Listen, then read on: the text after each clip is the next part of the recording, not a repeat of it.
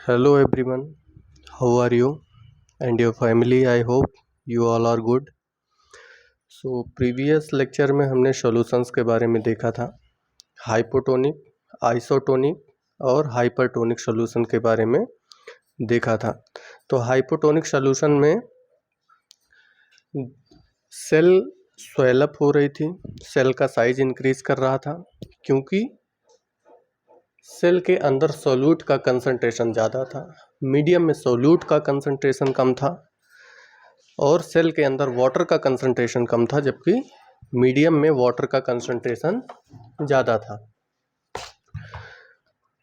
और उसके बाद हमने आइसोटोनिक सॉल्यूशन पढ़ा हुआ था, जिसमें कि कोई भी नेट मूवमेंट नहीं हो रहा था, सेल की साइज रिमेन कांस्टेंट थी। फिर उसके बाद हमने हाइपरटोनिक सॉल्यूशन पढ़ा हुआ था, जिसमें सोल्यूट का कंसंट्रेशन मीडियम में ज़्यादा था और वाटर कम था। सेल के अंदर वाटर ज़्यादा था, सोल्यूट का कंसंट्रेशन कम था, जिसके वजह से वाटर का मूवमेंट जो है सेल के अंदर से मीडियम में हो रहा था, जिसके वजह से सेल श्रिंक हो रही थी। तो उसमें थोड़ा सा एक चीज़ आप लोग और नोट्स में ऐड करिएगा, एग्जाम्पल्स। हाइपोटोनिक सॉल्यूशन का एग्जाम्पल है जब ड्राइड रेजिन्स को वाटर में प्लेस किया जाता है तो वो स्वेलअप हो जाते हैं। किशमिश को अगर हम पानी में डालते हैं तो वो फूल जाता है ड्यू टू एक तो ऑस्मोसिस हुआ, प्लस जो है एग्जांपल है हाइपोटोनिक सॉल्यूशन का, क्योंकि वाटर मीडियम में ज़्यादा है सराउंडिंग में और वो रेजिन्स के अंदर जा रहा है। दूसरा, gain of water swell up when dissolve into water. Water balls आते हैं छोटे छोटे बच्चों को खेलने के लिए, आपने देखा होगा, उनको पानी में डालो तो वो फूल जाते हैं। वो भी एग्जाम्पल है किसके, हाइपोटोनिक सोल्यूशन के। और आइसोटोनिक सोल्यूशन के एग्जाम्पल है नॉर्मल सैलाइन, जिसको केमिस्ट्री के भाषा में 0.9% NaCl भी बोलते हैं। और हाइपरटोनिक सॉल्यूशन का एग्जांपल है सॉल्ट वाटर। तो इसको आप लोग ऐड कर लीजिएगा। बाकी आज हम लोग देख रहे हैं प्लाज्मा मेम्ब्रेन के स्ट्रक्चर के बारे में थोड़ा सा पढ़ेंगे, क्योंकि ऐसा दे रखा है NCERT में। देना तो चाहिए था प्लाज्मा मेम्ब्रेन वाले सेक्शन में, लेकिन वहाँ ना दे करके इधर दे दिया है। तो ठीक है, कोई नहीं, हम जहाँ भी दिए हैं हम वैसे ही पढ़ेंगे, लाइन टू लाइन ही पढ़ेंगे। तो देखते हैं क्या लिखा हुआ है। तो इसमें लिखा हुआ है यूनिसेलुलर, आप लोग बुक अपने पास खोल के रखिएगा। Unicellular fresh water organism and most plant cells tend to gain water through osmosis. Absorption of water by plant root is also example of osmosis. इसको हम पढ़ चुके हैं कि जो भी यूनिसेलुलर ऑर्गेनिज्म होते हैं, फ्रेश वाटर में पाए जाते हैं, वो अपने बॉडी के अंदर जो भी सराउंडिंग से वाटर का मूवमेंट उनकी बॉडी में ऑस्मोसिस के थ्रू होता है। और प्लांट रूट्स जब उनको वाटर की ज़रूरत पड़ती है, फॉर एग्जांपल फोटोसिंथेसिस में भी क्या होता है कि वाटर जो है वो रूट्स के थ्रू ऑस्मोसिस के प्रोसेस से ही आता है। Thus diffusion is an important exchange of gases and water in the cell.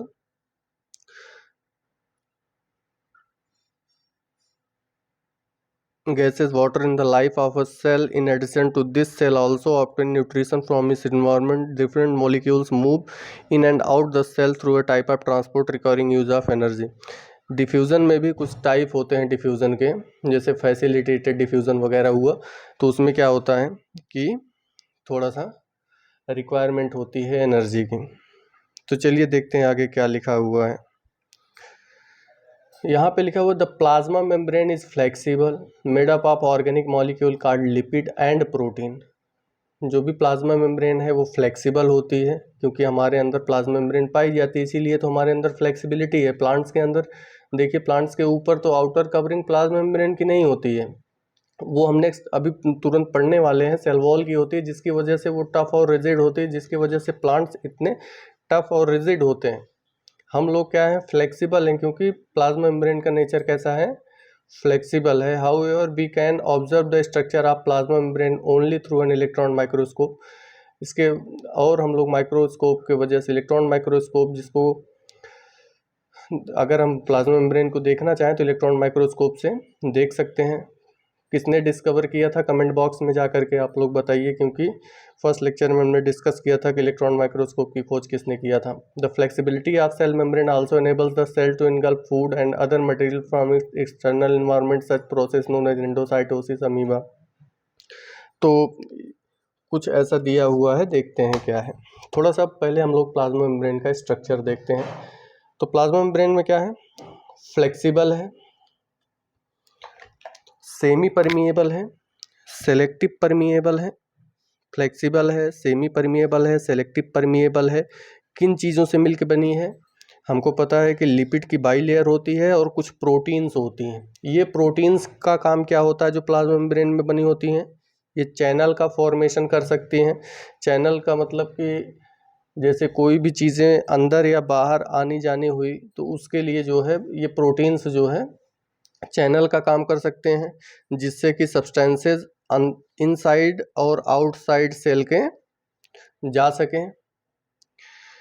और ये रिसेप्टर की तरह काम कर सकते हैं कि बाहर सेल के बाहर ग्लूकोज का कंसंट्रेशन ज़्यादा है, कम है, इस चीज़ को सेंस करने के लिए भी ये प्रोटीन्स क्या है, रिसेप्टर का काम कर सकती हैं, सेंसरी रिसेप्टर्स का भी काम कर सकती हैं। तो देख लेते हैं प्रोटीन्स कितने टाइप की होती हैं। प्रोटीन ये एक्चुअली जो है 3 टाइप की होती हैं, integral protein, transmembrane protein, peripheral या एक्सट्रिंसिक प्रोटीन। इनका लोकेशन क्या होता है, थोड़ा सा इसके बारे में समझते हैं। मान लो कि ये हमारे पास कोई सेल है, इस सेल को हमने थोड़ा सा जूम करके देखा तो हमको क्या दिखता है, एक तो हमको सबसे पहले ऊपर जो है, मान लो इतने से पोर्शन को आपने कट किया, कट करने के बाद उस चीज़ को जो है आप माइक्रोस्कोप में देख रहे हो तो आपको क्या दिखता है कि एक तो लिपिड की बाइलेयर दिखती है हमको, और लिपिड के बाइलेयर के बाद हम देखते हैं कि यहाँ पे कुछ प्रोटीन्स हैं जिनको ट्रांस मेम्ब्रेन प्रोटीन बोलते हैं। वो हो सकता है एक बार मेम्ब्रेन को ट्रांस कर रही हो, या हो सकता है कि 2-3 बार, 4 बार, 5 बार, 6 बार, 7 बार भी जो है क्रॉस कर रही हो मेम्ब्रेन को।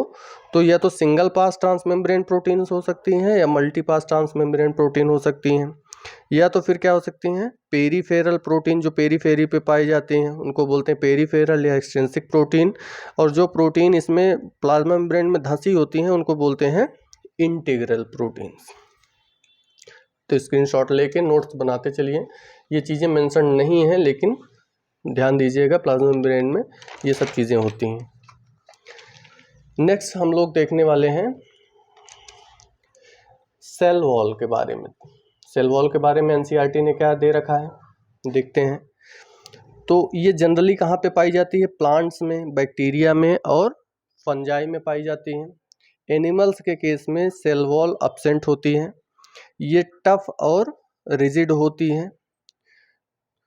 और प्लाज्मा मेम्ब्रेन के आउटसाइड ये पाई जाती है, मतलब पहले प्लाज्मा मेम्ब्रेन, पहले सेल वॉल होगी, उसके नीचे प्लाज्मा मेम्ब्रेन होगी। उसके बाद नेक्स्ट पॉइंट है mainly in plants composed of cellulose. मतलब कि बात ये है, सबसे पहले क्या है कि ये एक चीज़ समझना ज़रूरी है कि जो एनिमल्स की सेल थी, एनिमल्स के सेल में क्या था कि प्लाज्मा मेम्ब्रेन पाया जाता था। वो प्लाज्मा मेम्ब्रेन फ्लेक्सिबल था और सेलेक्टिव परमिएबल और सेमी परमिएबल था। लेकिन ये सेल वॉल जो कि प्लांट्स में, बैक्टीरिया में और फंजाई में पाया जाता है, ये टफ है और रिजिड है, प्लाज्मा मेम्ब्रेन के आउटसाइड पाया जाता है और ये सेलुलोज का बना होता है। मेनली जो प्लांट में सेल वॉल पाई जाती है वो किससे मिलकर बनी होती है, सेलुलोज की बनी होती है। और ये सेलुलोज क्या होता है, एक कॉम्प्लेक्स स्ट्रक्चर होता है जो कि स्ट्रक्चरल स्ट्रेंथ प्रोवाइड करता है प्लांट्स को, ताकि प्लांट्स इतने जो है हार्ड हो सकें और उनके स्ट्रक्चर्स, आप प्लांट देखते हो ना, प्लांट जितने हार्ड तो हम लोग हैं नहीं, उतनी ज़्यादा स्ट्रेंथ तो हमारे पास है नहीं। क्यों, क्योंकि हमारा जो प्लाज्मा मेम्ब्रेन है उसमें बहुत सारे जो है लिपिड्स के साथ साथ प्रोटीन्स भी हैं, लेकिन उसमें जो है कोलेजन की बनी हुई है, और ये किसकी बनी हुई है, सेलुलोज की बनी हुई है सेल वॉल। और सेलुलोज कॉम्प्लेक्स स्ट्रक्चर होता है। प्लाज्मा मेम्ब्रेन हमारी सेमी एंड सेलेक्टिव परमिएबल थी, जबकि सेल वॉल कैसी है, परमिएबल है, ईजिली चीज़ों को अंदर बाहर आने जाने देगी। अब यहाँ पे एक टर्म आया है कि प्लाज्मोलाइसिस क्या होता है, एक लाइन में लिखा हुआ है एनसीईआरटी ने क्लास 9th के। तो देख लेते हैं। मान लो कि ये कोई एक प्लांट सेल है, तो प्लांट के सेल के अंदर मान लो वाटर का कंटेंट ज़्यादा है, और जब भी वाटर का कंटेंट इनसाइड ज़्यादा है तो फिर वाटर मूव करेगा बाहर की तरफ, और बाहर की तरफ जब वाटर इसमें जो है सेलेक्टिव परमिएबल तो है नहीं सेल वॉल, ये तो परमिएबल है, इजीली चीज़ों को अंदर बाहर आने जाने देगी। तो इसके लिए क्या हो रहा है कि वाटर के साथ साथ बहुत सारा प्लाज्मा, जो सेल का अपना फ्लूइड है उसको बोलते हैं साइटोप्लाज्म। तो साइटोप्लाज्म में बहुत सारे कंटेंट होते हैं सेल के जो वाटर के साथ निकलना शुरू कर देते हैं। मतलब इस प्लाज्मा की लाइसिस, मतलब जो प्लाज्मा अभी सेल के अंदर था उसकी लाइसिस होना स्टार्ट हुआ, वो टूटना शुरू हो गया, बाहर निकलना शुरू हो गया, जिसकी वजह से सेल कैसी हो जाती है, श्रिंक हो जाती है, और इसी प्रोसेस को बोलते हैं plasmolysis. The shrinkage of cell due to loss of plasma is this process is known as plasmolysis. तो चैनल को लाइक करना और शेयर करना, सब्सक्राइब करना ना भूले। चैनल पे सब्सक्रिप्शन ज़रूरी इसलिए है ताकि जो भी नई वीडियोस मैं अपलोड कर रहा हूँ वो आप तक पहुँचती रहें, आपको खोजना ना पड़े, और शेयर करते रहिए, दूसरों का भी भला करते चलिए। बाकी नेक्स्ट लेक्चर में हम लोग देखने वाले हैं 5.2.3 में न्यूक्लियस को देखने वाले हैं, जिसकी खोज क्या है क्या नहीं है उन सब चीज़ों के बारे में। न्यूक्लियस बड़ा एक इंटरेस्टिंग सब्जेक्ट है, इसको पढ़ना बहुत ही मज़ेदार होने वाला है। हम देखेंगे प्रोकैरियोटिक न्यूक्लियस, यूकैरियोटिक न्यूक्लियस कैसे हैं, क्या है, सब कुछ देखेंगे।